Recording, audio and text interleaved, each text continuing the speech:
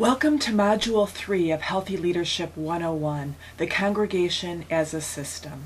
Last time we talked about systems thinking in general, and we're going to talk a little bit more about how systems thinking affects or is involved with congregational life. So when we talk about systems, we basically are talking about emotional systems. So it's the idea of the people and how they interact with one another and how their emotions kind of bounce off one another. Whenever there's two or more people, there's some sort of emotional system going on. And we talked a little bit about triangles, but usually if there's two people, there's usually a third person that gets roped in to help to stabilize the relationship between two people. And you'll read in the article about triangulation from Israel Galito, I think is his name, talks a little bit about how triangles in relationships are perfectly natural. And it's when they're unhealthy that you have to be careful. So if you look at this little picture, you'll see there's all sorts of possibilities for triangles between even as few as 6 people. So it's important to remember that we live in emotional systems everywhere, wherever where we have relationships, at work, at church, in our families. And the same kinds of processes occur in all these relationships. And part of what systems theory brings to us is that in our families, these relationships tend to be more intense, but the relationships that we have in our families often will play out in our other relationships.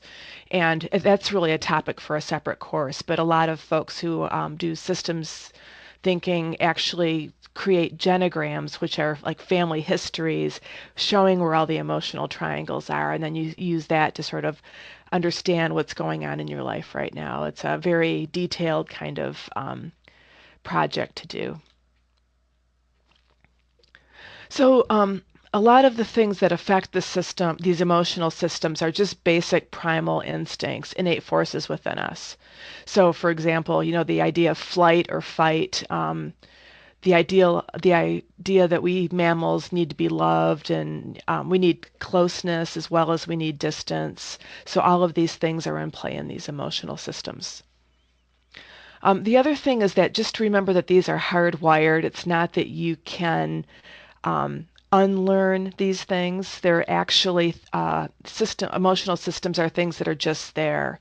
And the best we can do is to pay attention to them and to pause whenever we encounter a reaction so that we can choose how to respond.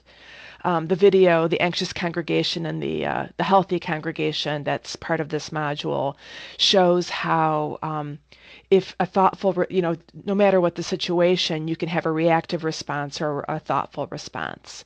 And the idea is, as a leader, you learn how to develop a practice of pausing so that you can respond thoughtfully rather than letting your lizard brain take over. And we'll talk a little bit more about the biology of it in our next module. But this is kind of how these reactions we have. They're just natural reactions, and we just have to learn how, as humans, to pay attention to them and work with them.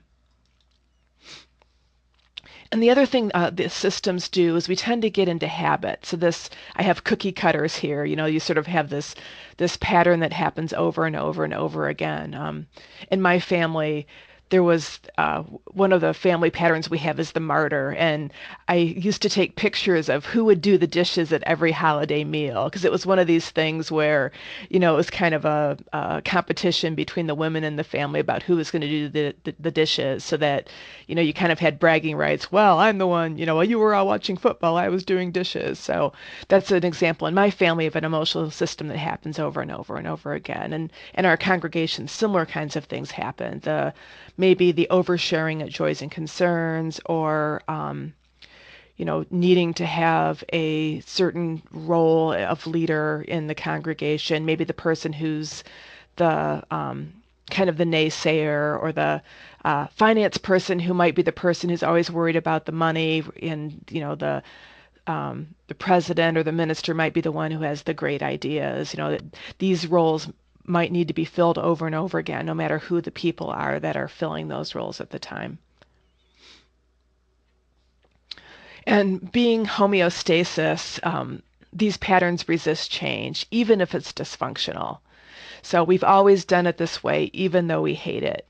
So if there's a pattern in your congregation that happens over and over again that's problematic, it's homeostasis that really takes a lot to shift out of a stuck system. So and again, it's not to have judgment about it. It's just the way we humans are. We like to get into our habits. We like to go on autopilot and interact in old familiar patterns. And we can change, but it takes a lot of time and attention. And when you're changing a group, it really takes more than one person. You really need a core group of leaders to lead change in a congregation or to get out of a stuck system.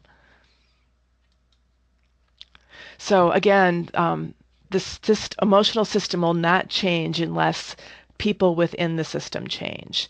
And of course, the only person you can change is you, but you can also change in concert with other leaders.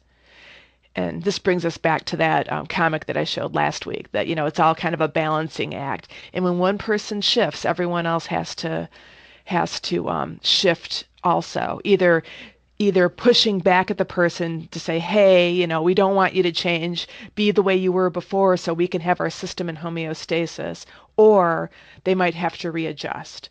So I'm sure you can probably come up with examples in your own life, but for example, I have a teenage daughter, and I want her to do certain kinds of chores, and I could just, say, hey, you forgot to scoop the litter. We have cats. You forgot to scoop the litter. Okay, Mom, I'll do it. Next day, hey, you forgot to scoop the litter. Okay, yeah, Mom, I'll do it. So what do I have to change in my behavior to change her behavior? Obviously, reminding her every day is not getting her to remember herself. So I need to come up with something else.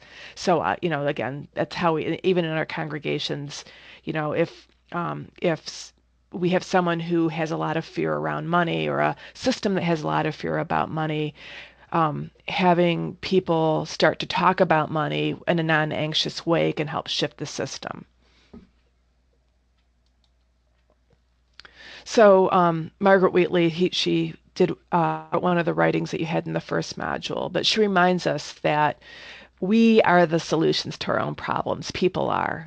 Technology might be able to help us, but it's really us being generous and open-hearted, using our creativity, using our mindfulness, with this idea that, we are, especially as people of faith, we are working to care for one another and to create the beloved community as we understand it.